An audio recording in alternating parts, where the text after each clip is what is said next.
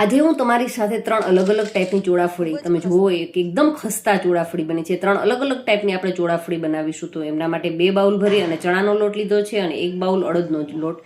બંને લોટ છે ઝીણા લેશું. હવે આપણે એમની અંદર અડધી ટીસ્પૂન જેટલો બેકિંગ સોડા લીધા છે, નિમક લીધું છે અને થોડુંક પાણી એડ કરી મિશ્રણને એકદમ સારી રીતે હલાવી મિક્સ કરી અને 1 ટેબલસ્પૂન જેટલું તેલ ઉમેરી દેશું અને મિશ્રણને એકદમ હલાવી અને આપણું જે લોટવાળું મિશ્રણ છે એમાં એડ કરી દેવાનું છે ને બિલકુલ ઓછી માત્રામાં પાણી લેતા જશું અને એકદમ હાર્ડ એ આપણે કણક છે એ તૈયાર કરવાની છે.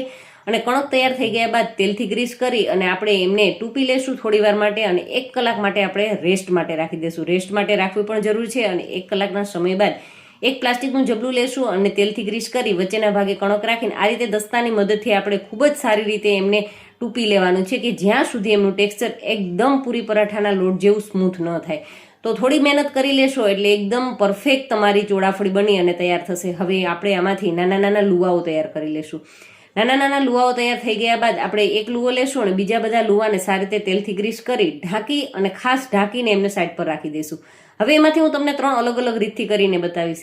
તો સૌથી પહેલા આપણે મીડિયમ જાડાઈ વાળી, વધારે પડતી પાતળી પણ નહીં અને એકદમ જાડી પણ નહીં, આ રીતની વણી અને કિનારીઓ છોડીને વચ્ચેના ભાગે લાંબી સ્ટ્રીપ્સ લગાવી દઈશું અને એકદમ સરસ મજાની આ રીતની પૂરી તૈયાર થઈ જશે. હવે આપણે એ રીતે થોડી પૂરીઓ વણી સાઈડ પર રાખી દઈશું અને હવે બીજી રીતથી તો એમાં આપણે માત્ર લાંબી સ્ટ્રીપ્સ લગાવી દઈશું. તો એકદમ બજારમાં જે રીતે મળે છે એ રીતની ચોળાફળી રેડી થશે. હવે ત્રીજી મેથડથી આપણે પૂરી વણીને મોટા પીસીસ કરી લેશું. તમે એમાંથી 6 કે 9 પીસીસ કરી અને આ રીતે પણ ચોળાફળી બનાવી શકો છો. હવે આપણે મીડિયમ ટુ હાઈ ફ્લેમની ઉપર આપણે એમને ફ્રાય કરી લેશું.